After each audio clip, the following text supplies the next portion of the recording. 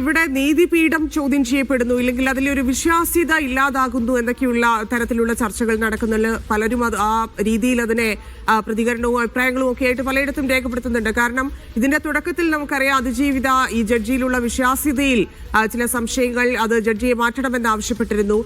അതുമായി ബന്ധപ്പെട്ടുള്ള കാര്യങ്ങൾ അത് സ്വാഭാവികമായിട്ടും അത് കോടതിയെ സംബന്ധിച്ച്, ഇല്ലെങ്കിൽ ഇരിക്കുന്ന ജഡ്ജിനെ സംബന്ധിച്ച് അങ്ങനെ ഒരു പ്രഷറിൽ ഒരു തീരുമാനം എടുക്കുന്നു, ഇല്ലെങ്കിൽ അത് എടുക്കാൻ സാധിക്കില്ലെങ്കിൽ അവർക്ക് മാറി നിൽക്കാവുന്നതാണ്. പക്ഷേ അങ്ങനെ എടുത്തൊരു തീരുമാനമായിട്ട് ഈ പറയുന്ന കോൺട്രവേഴ്സീസ് ഒക്കെ ഏതെങ്കിലും അർത്ഥത്തിൽ ശരിയാണ് എന്നൊരു തോന്നൽ താങ്കൾക്കുണ്ടോ?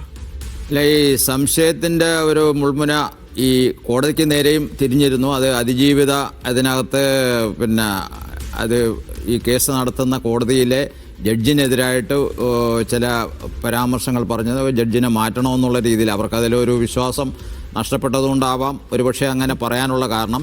ഏതായാലും അത് ഇല്ലാതെ തന്നെ ഇടയ്ക്ക് തുടർന്ന് പോയിരുന്നു. അപ്പോൾ അതൊക്കെ നമുക്ക് ഒരു വ്യക്തമായ ഒരു വിധിന്യായത്തിൽ ഇത് സത്യസന്ധമായി എത്തിയോ ഇല്ലേ എന്നുള്ളതിനെ പറ്റി നമുക്ക് പറയാനാവത്തില്ല.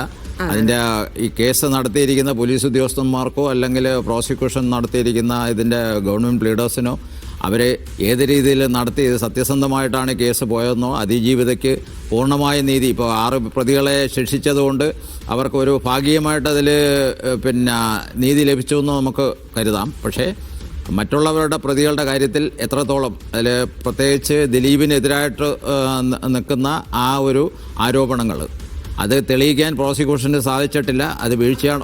അത് എത്ര വലിയ വീഴ്ചയായിട്ടാണ് താങ്കൾ വിലയിരുത്തുന്നത്? പ്രോസിക്യൂഷന് ഗൂഢാലോചന കുറ്റം തെളിയിക്കാൻ സാധിച്ചില്ല എന്നുള്ളത് ഈ കേസിനെ സംബന്ധിച്ച് ഏറ്റവും അതിന്റെ മർമ്മം അവിടെയാണ് എന്നാണ് മനസ്സിലാക്കുന്നത്. അപ്പം അത് എത്ര വലിയ വീഴ്ചയായിട്ടാണ്? തീർച്ചയായിട്ടും അതൊരു വലിയ വീഴ്ച തന്നെയാണ്. കാര്യം എന്ന് പറഞ്ഞാൽ ഇതിനകത്ത് ഇപ്പോൾ ദിലീപ് ഈ കേസിൽ 8ാം പ്രതിയാണെങ്കിൽ പോലും 1 മുതൽ 6 വരെ പ്രതികളാണ് ഈ കുറ്റകൃത്യത്തിൽ നേരിട്ട് പങ്കെടുത്തതെങ്കിലും ഇതിൻ്റെ എല്ലാ കാര്യങ്ങളിലെയും സൂചനകൾ ചെന്ന് ദിലീപിലാണ് അവസാനിച്ചിരുന്നത്. അപ്പോൾ ദിലീപിൻ്റെ പ്രേരണ പ്രകാരമാണ് ഈ പ്രതികൾ ചെയ്തതെന്നുള്ള രീതിയിലാണ് പോലീസ് അത് കേസ് അന്വേഷിച്ച് കൊണ്ടുവന്ന് പ്രോസിക്യൂഷൻ അത് കേസ് ഫ്രെയിം ചെയ്തതും ആ രീതിയിലാണ്.